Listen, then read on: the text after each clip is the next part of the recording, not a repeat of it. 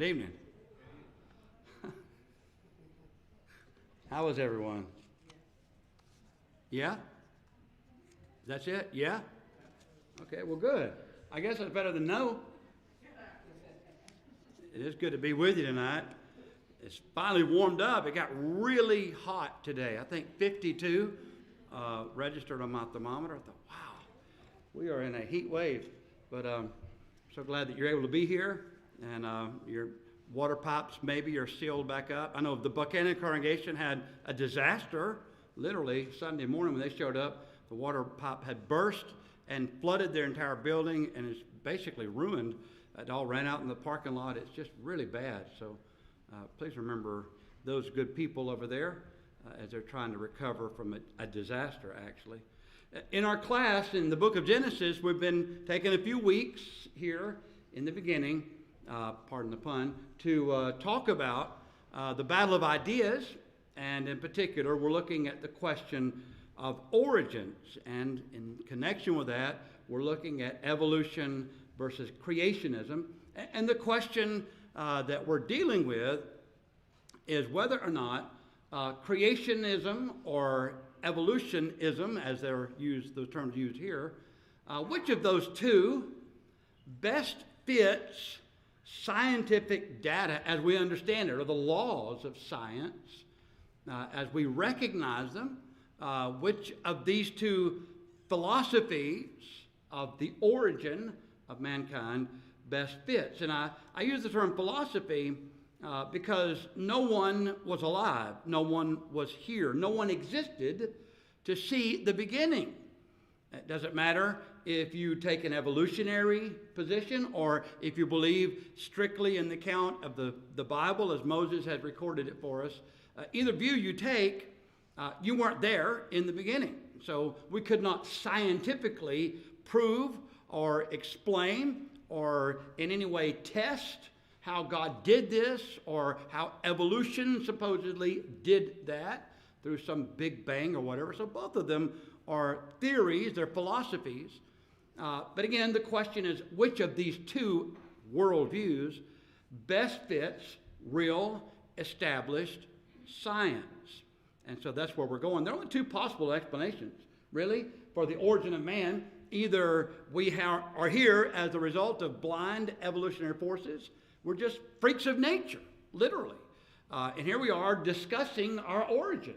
And we're just, mud that was struck by lightning billions of years ago, and we just come to this point, and here we are contemplating mud, and why mud is animated, and why mud is thinking and talking, and why mud believes certain things are right and wrong. It's really fascinating when you look at it from that fairy tale, that's my view, that fairy tale point of view, which is evolution, Darwin's worldview. It's a fairy tale, and yet it's presented as science, hard science. And I'm going to say more about that in the coming moments. But then there's another worldview, and that's the one I hold, and I know you hold, and that is that we were created with a purpose, and we have a destiny. And so we're thankful that God made us. He made us in His image. He made us with a purpose. We have a reason to be here. And we have a destiny that we will one day receive. And it will be good or bad, depending on the choices that we make in this life. So these are the two worldviews, and there's not really much in between. But now, I want to deal with, again, and this is part of what I'm trying to accomplish. Now we're getting into a lot of the weeds sometimes, and I was told last week, and I appreciate the critique, that in reading some of these weeds, and when I say weeds, I mean these detailed scientific thoughts and ideas. And I was told, you can read slow and you can read fast, but you can also hear slow and you can hear fast. And sometimes we're hearing slower than you're speaking. And so I'm going to try to slow my speaking down to keep up with your hearing and try as best I can not to hurry through some of this. But what I'm trying to do overall is address the propaganda that is so prevalent. I've mentioned this every class. I'm going to keep on mentioning it. Because again, we are bombarded with this idea. This is the real challenge. It's not about all the particulars as much as it is this overall question, is there an opposition to faith and science? Again, we're going to see quotes here in just a moment. I'll try to read them slowly. But we're going to read some quotes from some prominent evolutionary thinkers who believe strongly that if you believe in God, then you are rejecting science. You cannot believe in God and science. I would say the opposite. You can't believe in science and not believe in God. I mean, you can't see it that way if you're not trying to look at it that way, and most evolutionists are not trying to, because I think really at the heart of it, and this is just my humble opinion and my final conclusion, is that most of what we hear of today as I'm an atheist, or I don't believe, or I'm agnostic, is really just someone saying, I don't really want to think about it. So it's the proverbial head in the sand. I'm just going to bury my head in the sand and not think about it, or sometimes we have thought about it, and I don't like it. I don't like the idea that God exists, that God expects me to live a certain way. He expects me to behave a certain way, treat other people a certain way, make certain choices in my life. I don't want to do that. So I'm just gonna either not think about it, or I'm just gonna reject it out of hand. And so it's from a want to perspective, and then I'll just fill in the blanks with evolution or whatever worldview I can, because I don't want to accept the idea that there's a God. So the point I want to make throughout this series is that there is no opposition between faith as is presented in the Bible and science as is presented in the Bible.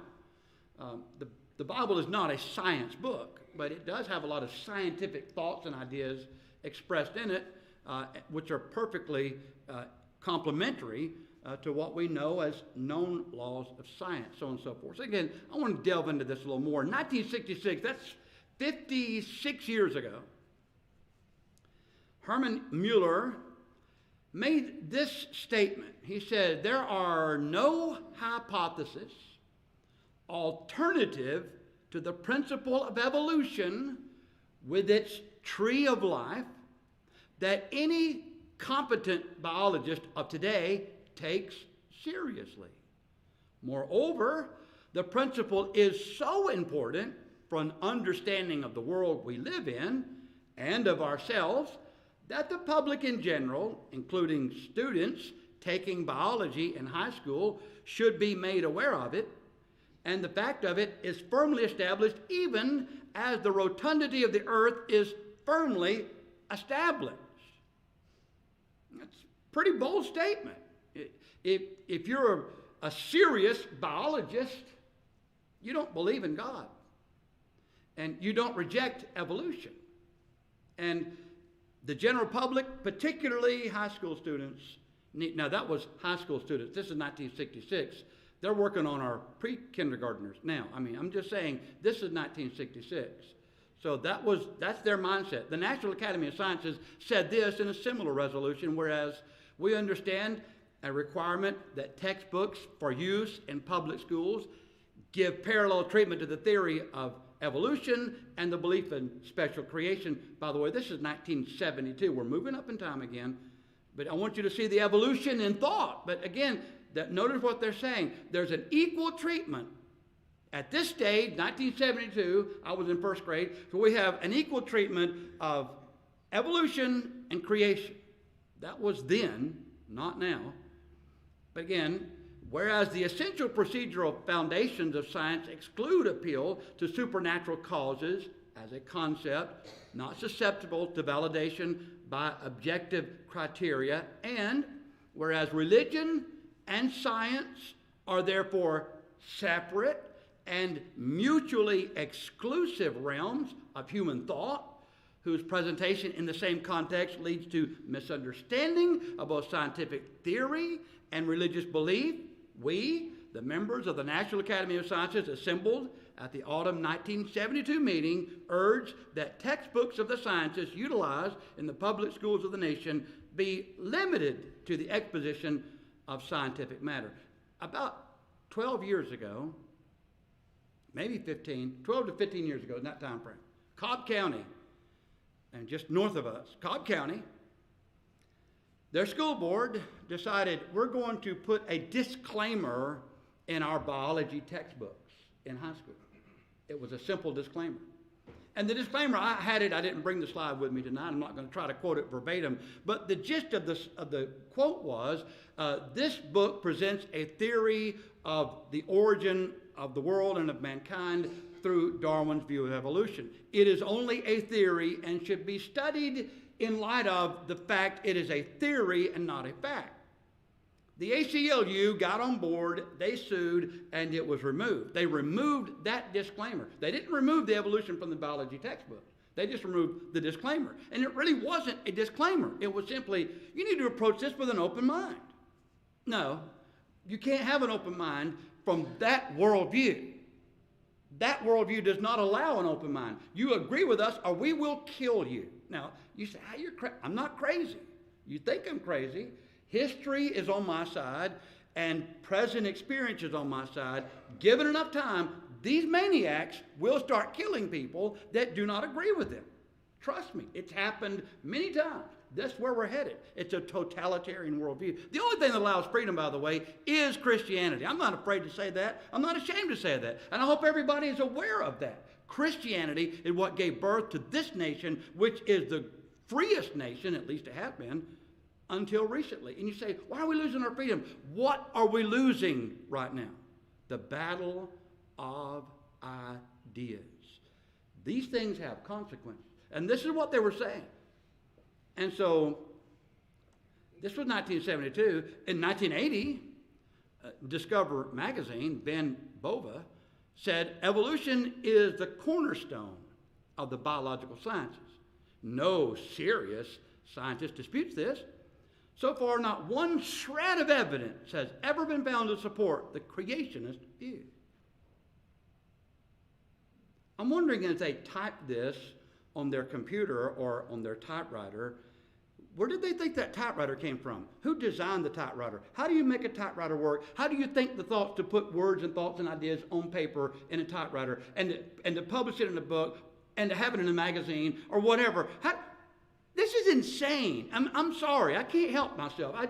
When you think about how these people are not thinking, we can't be a serious scientist. And what are you doing thinking? You're a blob of mud who has evolved over time, and you're discussing where you came from?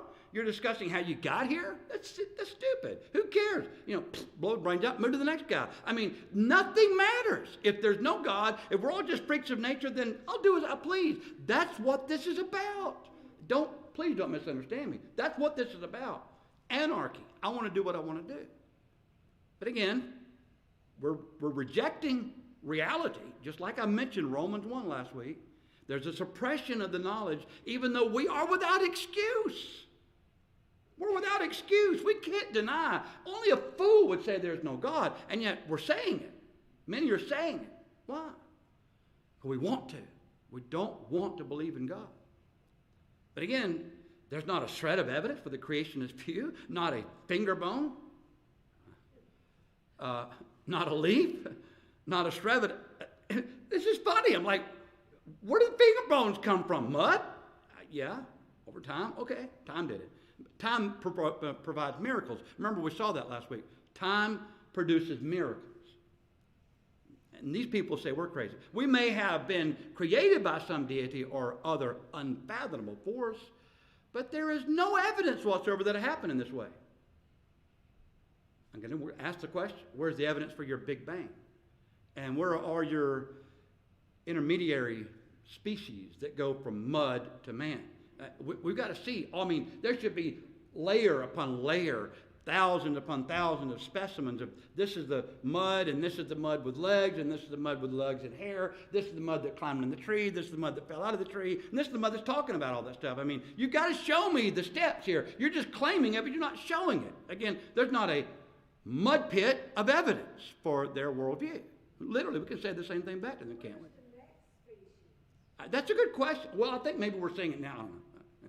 Should have said that. But I don't know. It's an interesting question. But again, this is my question and my point to you. Should we be intimidated? Because you're not a serious scientist if you don't believe this. I mean, it's kind of like, Disney makes these movies where a woman kisses a frog and poof, there's Prince Charming. You say, it's a cartoon. This is worse. This evolutionary stuff is worse. Literally every prince, every frog, every woman, everything came from mud of its own accord. But that's science, so we're told. I'm not trying to be silly, but again, how do you talk about this with a straight face? This kind of stuff should have been debunked years ago, and I think it really was, but we're hanging on to it. Why? Because it's convenient to do it. It's convenient to do it. So she would be intimidated. Again, I'm going to quote someone from yesteryear, the late beloved brother Guyan Woods. He made, I think, a very cogent point on exactly what I'm trying to say in this class. The familiar affirmation of the great apostle, Romans 12:2. You remember in Romans 12:2, be not conformed to this world, but be transformed by the renewing of your mind. He said this was designed to guard the Lord's people from the corrupting influences of an evil environment, as well as from the powerful appeals of mob psychology to which so many in every generation succumb. Man may, and often does, imbibe the evil characteristics of those about him, as readily and often more so than the good ones. All history, as well as the testimony of our own hearts, bears witness to the fact that custom, fashion, and example often wield a more powerful influence on people than reason, reflection, and good judgment. To multitudes of people today, the habits and practices of those around them exercise an almost irresistible appeal. Timid souls are often promoted to do that which is in violation of their concepts of right and wrong for fear of being regarded as old-fashioned, outmoded, out of step with the times. The cliche, everybody's doing it, has lulled countless thousands into a false sense of security from which they will never awake and has caused them to live a manner of life which otherwise they never would. It is dangerous to follow the multitude because the majority is almost always on the wrong side in this world. It must never be forgotten that the broad way is the way of the world. Those who go in thereat do so to their own destruction. I can't think of any better way to summarize what I've been trying to say up to this point in our study, because I don't want you to be intimidated. I want you to be aware. I want you to be thoughtful, and every time this stuff is thrown at you, just shrug it off, laugh at it. Because I don't care when people come on and say, well, no reputable scientist believes it. I mean, I'm sorry, who's saying that? The same people that say, wear a mask and you won't get COVID. Well, I wore a mask and I got COVID. I mean, I know a lot of people that wore a mask, got COVID, but we were told, wear a mask, you won't get COVID. Get a vaccine, you won't get COVID. I mean, we're told this stuff all. We've got to stop and think, who's telling us this? Who's saying this to us? We're science. We're following the science. Are we? Are we? Maybe, maybe not.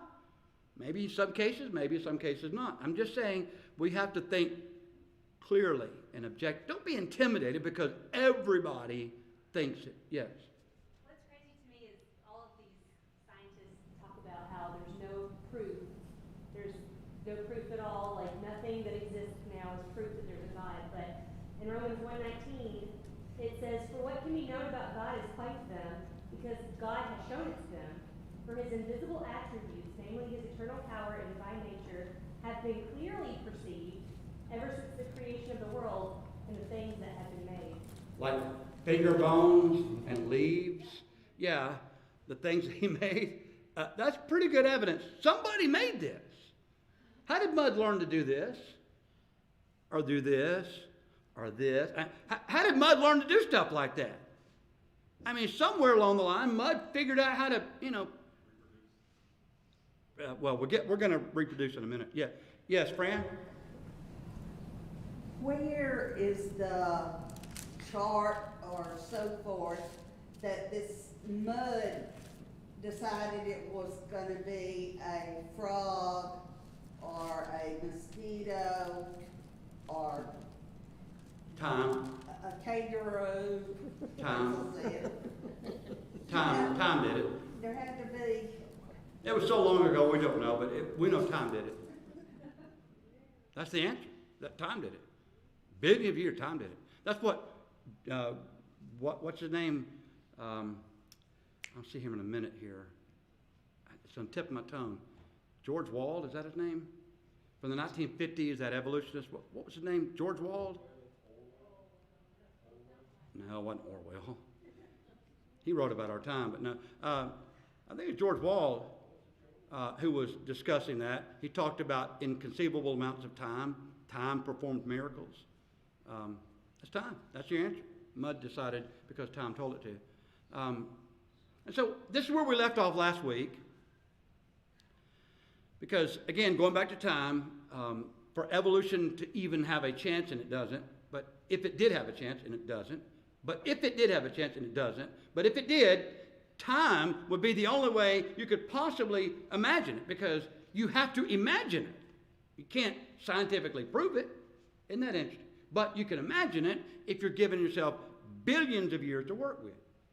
But what if the earth is less than 10,000 years old? Well, that presents a problem. That's a serious problem. Here he is, George Wald. It's the same guy. I like to pick on him. He's a Harvard professor. He's dead now, but he's a Harvard professor, 1950s, well-known, well-cited evolutionist. Notice this quote. He said, about 2 million years ago, man appeared. Don't ask me, Fran. He's a scientist. He's a Harvard professor. 2 million years ago, man just appeared. He has become the dominant species on the earth. And that's interesting. By the way, this is not the worldview. His worldview did not lead to this.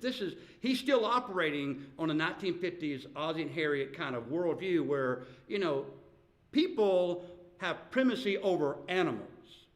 People are preferred over animals. Today, animals have less rights than birds and rats and mold spores. And I'm not making that up. There are laws on the book that protect mold spores over human beings. So we've come a long way, baby, from this statement. But notice his thinking here.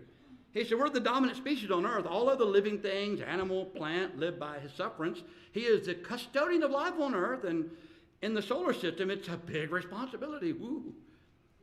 But notice he says here 2 million years ago.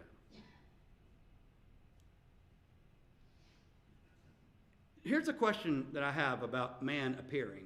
And I think this is where you're going a minute ago, Carol. Okay, a man popped up out of the mud 2 million years ago. Hey, I'm here. I'm not a monkey anymore. I'm here. And I'm talking and thinking and reasoning. I got to go find me some good-looking girl, and we're going to have a family. Well, some girl had to pop up out of the mud too before he died. And he could procreate. Yet it's not just one, it's two. I remember one time, does that make sense? Do you understand what I'm saying? I mean, you're not just talking about one human being popping up out of the mud, appearing 2 million years ago. You're talking about a pair appearing 2 million years ago. That's interesting. Not just one, now it's two. Wow, we're really ratcheting this thing. But I was in a Bible study some time ago, it's been several years ago, with a group of Methodists. One was a Methodist preacher. Did not believe the Genesis account whatsoever. Didn't believe it at all. Thought it was fiction. It was just legend, Hebrew legend. Maybe a song, but it wasn't reality. It wasn't history. His family was all there. And I remember taking the position that I believe the text just as it's written. I don't question what Moses said. Jesus believed it. I believe it. And I think we should all believe it. There was a woman there, one of his daughters, who was very angry with me. I'm not sure why, but she was very angry with me. I was being very nice. I was in her home. They were gracious hosts, by the way. But I was just there having a conversation, and she got really mad at me. She said, I just have one question for you. I said, okay. You think Adam and Eve were real people? Well, yeah. I think Adam and Eve were real people. Yeah, I guess you think then their children just got together and made babies. Yeah, I think that. That's all I need to know. That's all I need to know. I said, so let me get this straight. You believe in Darwin's view of evolution? Yes, I do. I believe that. I said, so you believe that a couple of monkeys just fell out of a tree one day, said, let's be humans from now on, and we're going to get together and make babies. Now, was that more than one pair of monkeys that fell out of a tree one day and started making babies so they could have not cousins maybe, or first cousins, or second cousins, or third cousins. I mean, how far removed do they have to be? How many times did this happen? So you're saying that, well, I think that they probably had their offspring were bearing. I said, so what's the difference? What difference does it make whether I take your view or I take the biblical view? I have the same dilemma. How do we get all these people? Where did they come from? What did Adam name Eve? And why did he name her Eve? She is what? The mother of what? Of all living. Who's your mother? Who's your daddy? Well, I know my daddy. My daddy's Adam. And my mother's Eve. So who is your mother? The mother of all living. Well, that's who she is. Well, where did the other people come from? You remember, we hadn't got there yet. Cain was banished to Nod. And he found a wife. Where'd you come from? You know, people all the time, where'd you find a wife? We're talking about the process of time here, Genesis 4, a lot of things that happened that we're not made aware of. But he was marrying someone closely related to him, whoever she was. And this continued until the time of Abraham, who married his sister.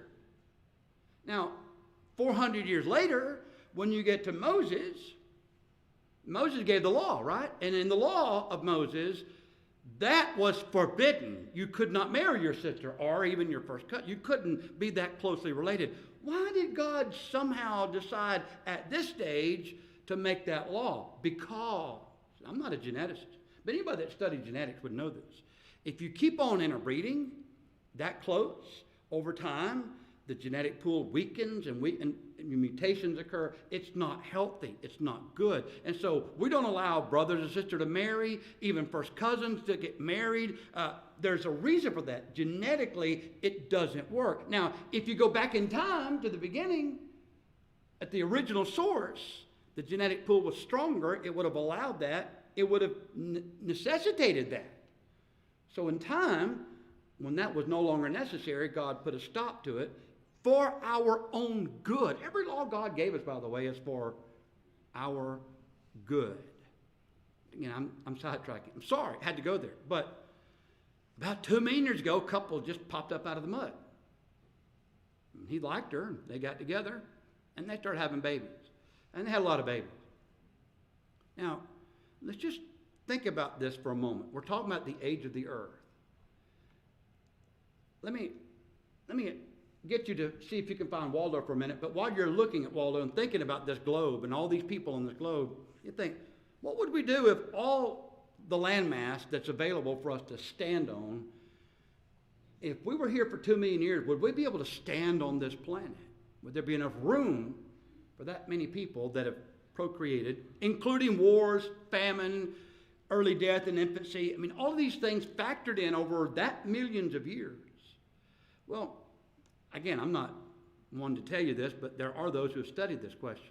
And this is the conclusion. If evolutionary figures were entered into this formula, with man having lived on the earth only 1 million years, 1 million years, some evolutionists suggest that man, in one form or another, had been on the earth 2 to 3 million years. There would be an earth population of 1 times 10 to the 5,000th power.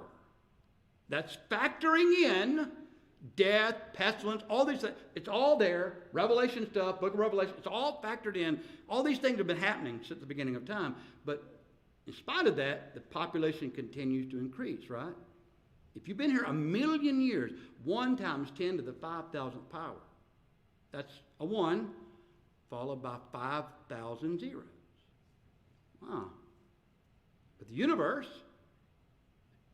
hold on, I'm going to go back. I know what you're going to try to read ahead of me. Don't get ahead of me. Don't get ahead of me. If the universe, not the world, you just saw that globe and you're looking for Waldo, but forget the world. Let's talk about the universe for a minute.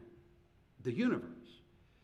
An estimated size of 20 billion light years in diameter. How big is that? Okay, universe is a big place. It would hold only 1 times 10 to the 100th power people. Let's read that again. It would hold only 1 times 10 to the 100th power people.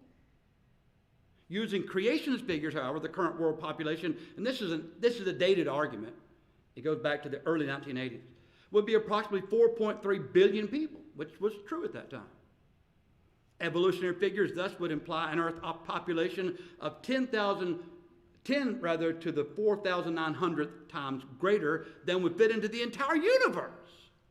Not the world, the universe. The question is, which of the two figures is almost exactly on target and which could not possibly? Again, I'm going to go back to my point. Which of the two worldviews best fits reality, best fits known science? Think about people. My grandson was asking me about my grandfather the other day, and I forgot what he was asking me, but I said he was the 14th child of the children that my great-grandfather conceived here. He had one child in another country that he didn't even know about. So he had 15 children. Now that's not an uncommon thing in the 19th century. In fact, families routinely had that many people. Their lifespan was somewhere between 65 and 70 years. What if you lived to be 970 years? You'd be a pretty healthy person, wouldn't you? I wonder how many babies you and your wife could have. Be a lot of babies. And there's babies would have babies and have babies, have babies. And can you imagine the population of the earth by the time the flood came around? Some have said around 6 to 7 billion people. That's where we are now. I mean, that was a lot of people. Only 2,000 years.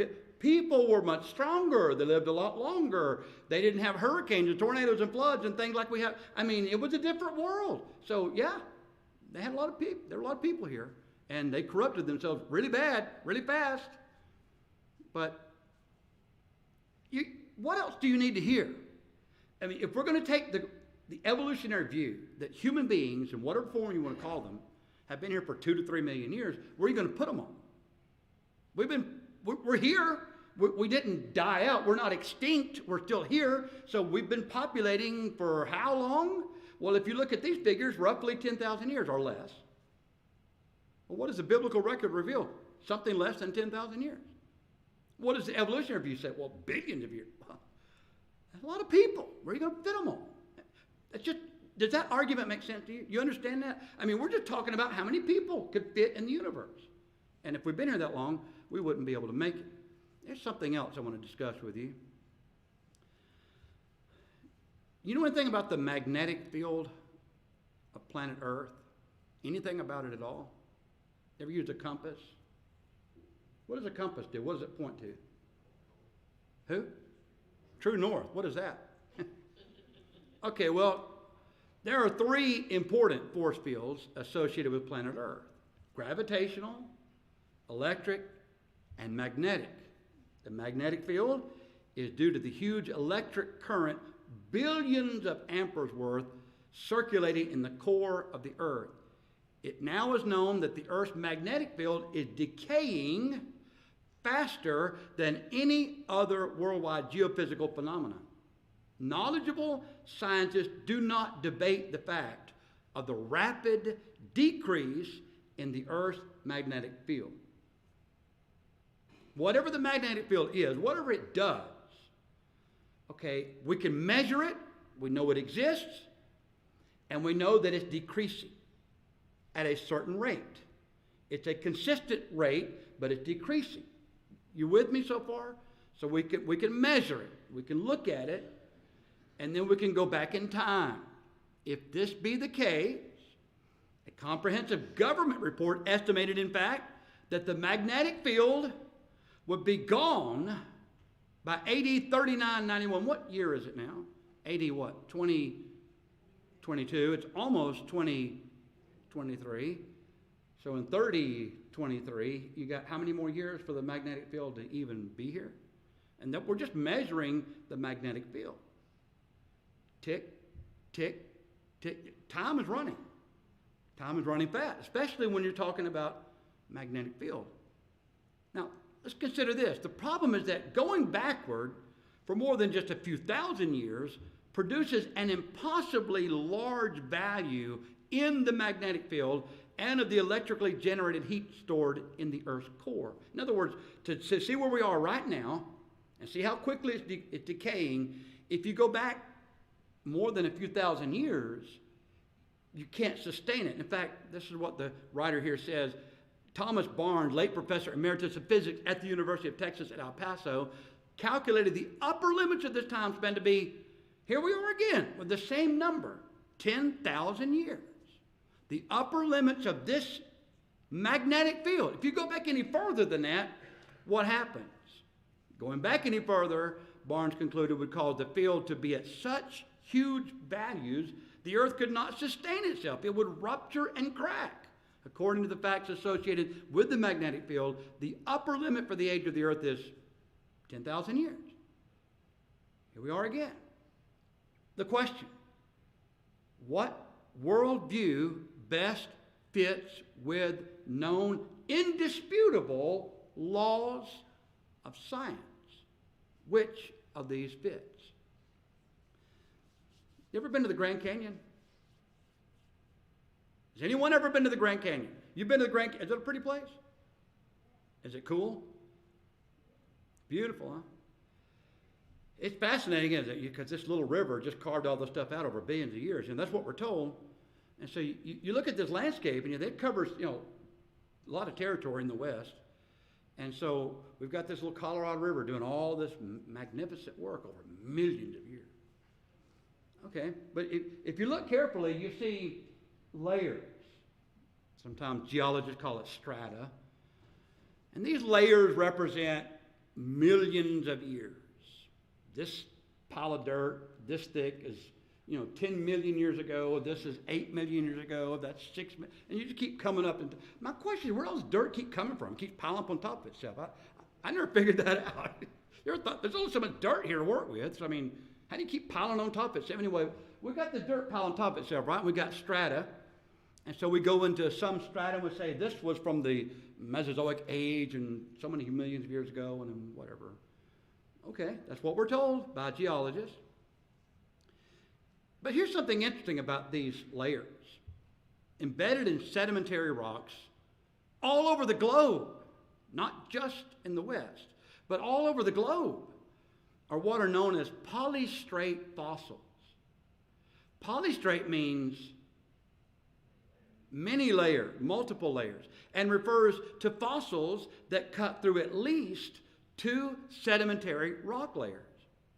Probably the most widely recognized of the polystrate fossils are tree trunks that extend vertically through 2, 3, or more sections of rock that supposedly were laid down in epochs, that is, epochs of time covering millions of years. A tree.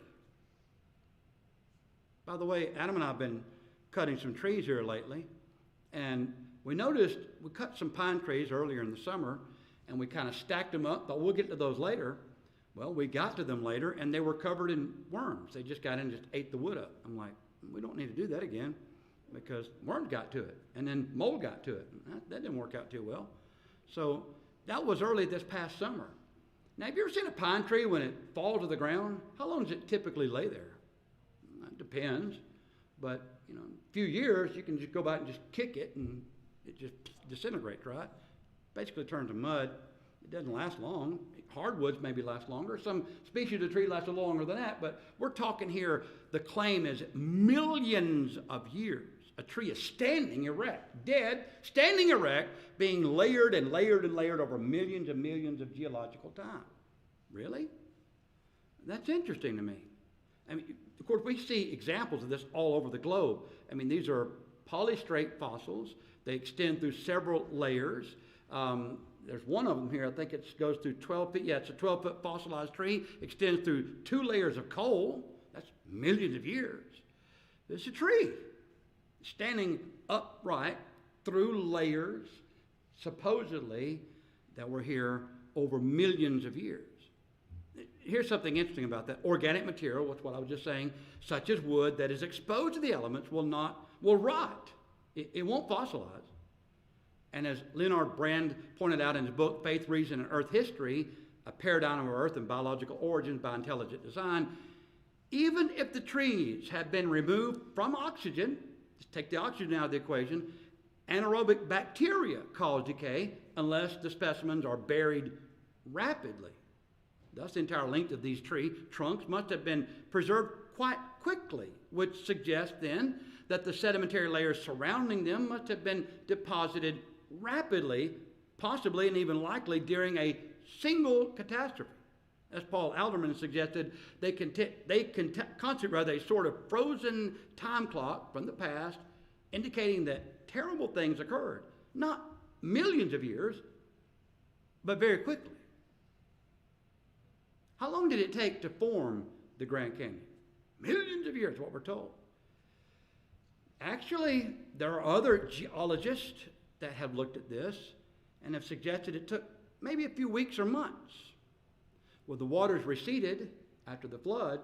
You can imagine all of that rushing water, what it would have done as it receded back to its place in the ocean where God has allowed it to stay. It would have created these huge caverns in a short period of time. Not a little river over millions of years. Anyway, you understand what I'm saying here. Now, the next question we want to deal with is dinosaurs. And this is where my grandchildren need to be in class because that's what they're fascinated with. Why are children fascinated with dinosaurs? Anybody know? Anybody have a theory? A theory? They're cool, okay. I always thought they were cool. I still think they're cool. You know? They never saw a real one. Okay, maybe. Maybe they have. You know, and just didn't call it that. Where do you read about dinosaurs in the Bible? Where's that word in the Bible? I don't read that word in the Bible.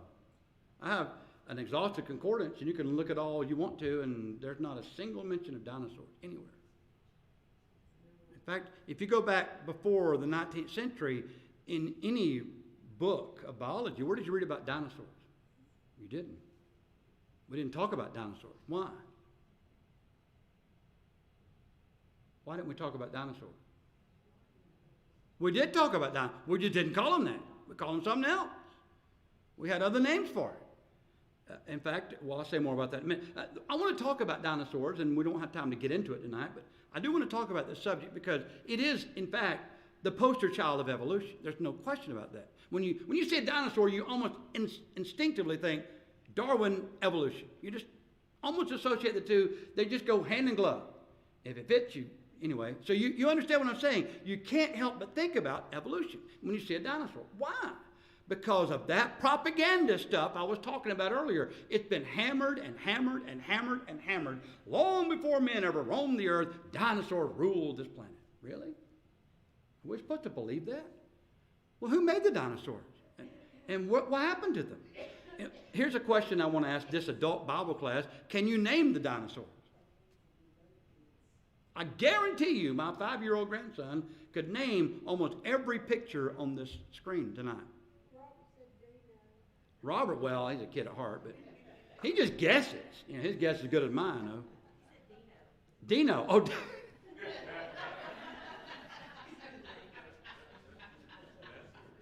okay. I go with that.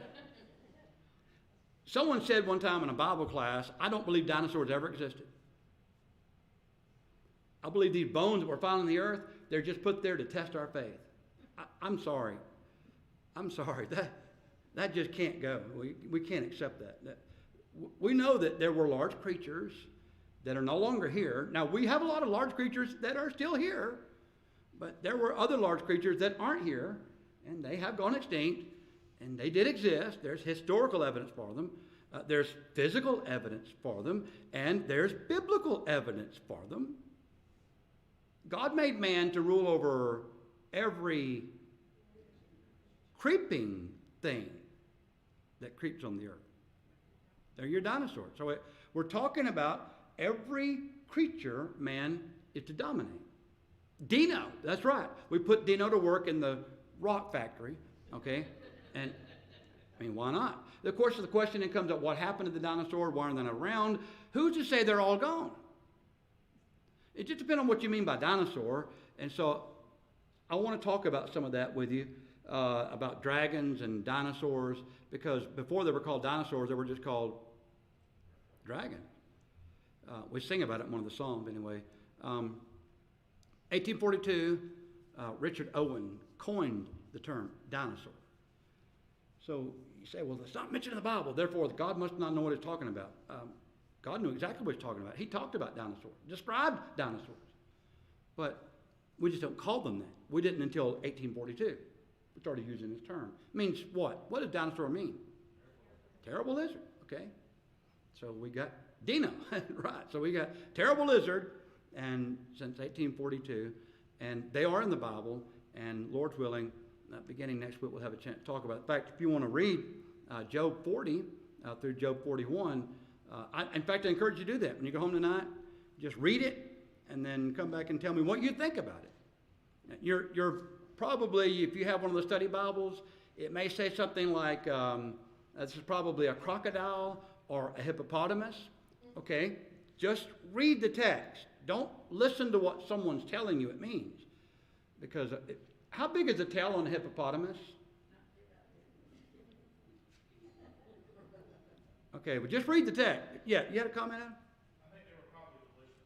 Oh, yeah, probably very good. Dark meat, maybe? I don't know. That's where they went. Yeah, probably, and we ate them. We eat everything else.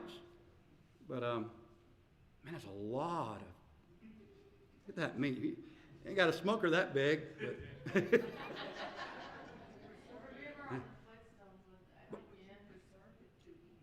how would you preserve it to eat it? I don't know.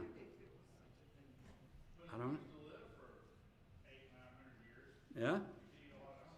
They eat a lot of dinosaurs in 900 years. You could. Yeah. Remember on the Flintstones at the end, they would have the ribs on the side of the Yeah. flip the car. Yeah, the rib would tip the car over. That's true. All right. Any other questions or comments? I think the bell is rung. We're just waiting to be inundated. Providence Canyon, if you want to know how fast something like Grand Canyon can form, go to Providence Canyon here in Georgia. I've heard about It's called the Little Grand Canyon, and it was made by man, technically, by over farming. It only took 150 years. You're talking about a canyon. It has kaolin, it's the white stuff, the white salt, same stuff that's in the Grand Canyon. And it only took 150 years due to over farming here in Georgia to make that canyon in South Georgia. All of us should go down there. It's really a cool place. I've heard about it. I've never been there. You been there? Yeah, sure have. Pretty cool. So it didn't take millions of years to form a hole in the ground. No, Now, water's pretty powerful force, it is. and it can do a lot of damage in a hurry. And we have a song, Herman? 818 in your songbook, please.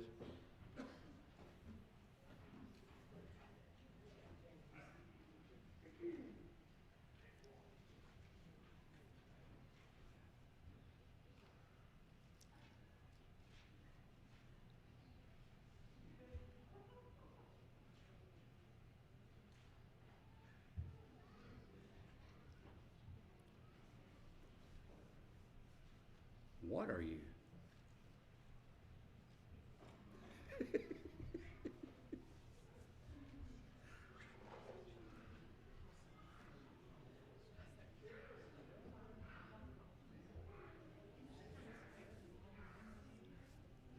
Number 818 in your songbooks, please.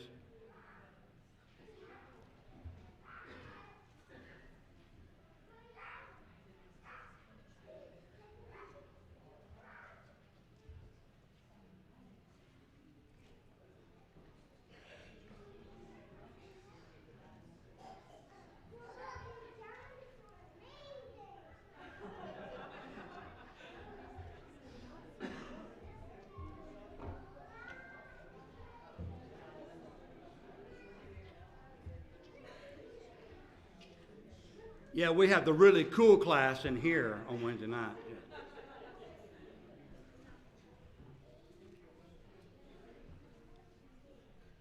Number 818 in your songbooks. I'm trusting that most of you, if not all of you, received the call yesterday regarding our brother Bean.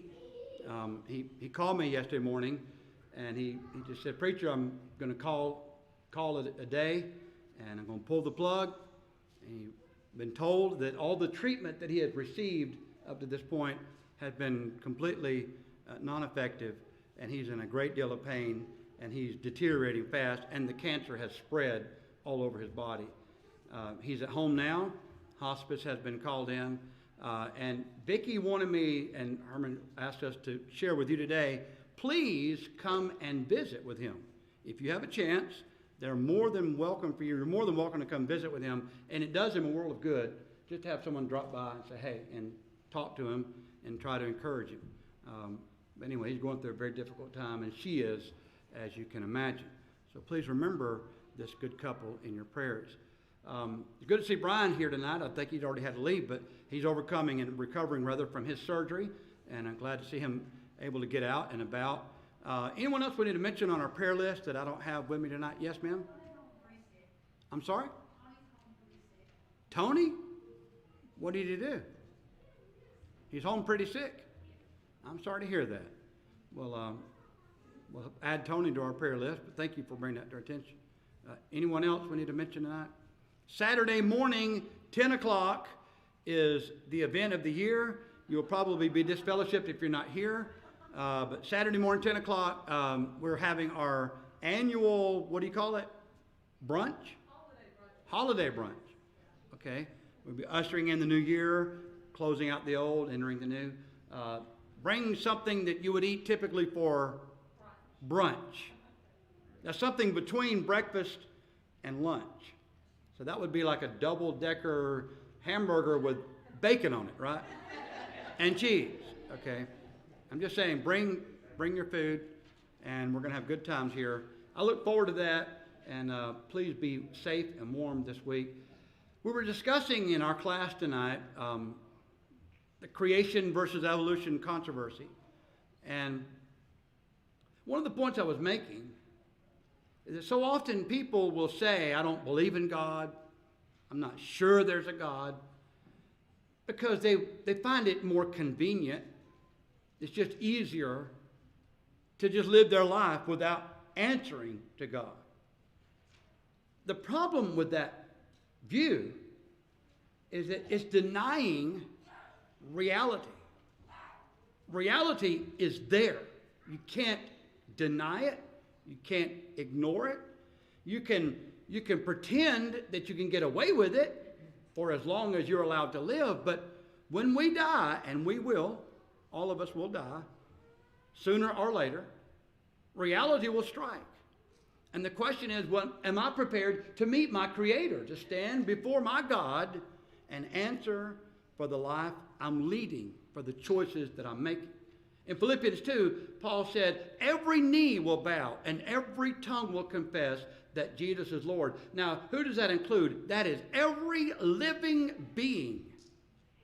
Every living being is going to confess Jesus is Lord. Now, you say, well, what if people don't want to believe it? Every living being, which means those people who choose not to accept and believe and embrace and live according to God's will, they're going to bow the knee. They're not going to be given a choice. They will bow the knee, no doubt out of great fear and dread before the great God and Creator of all things. But they will bow the knee. And then they will go off into eternity lost, separated from God for all eternity.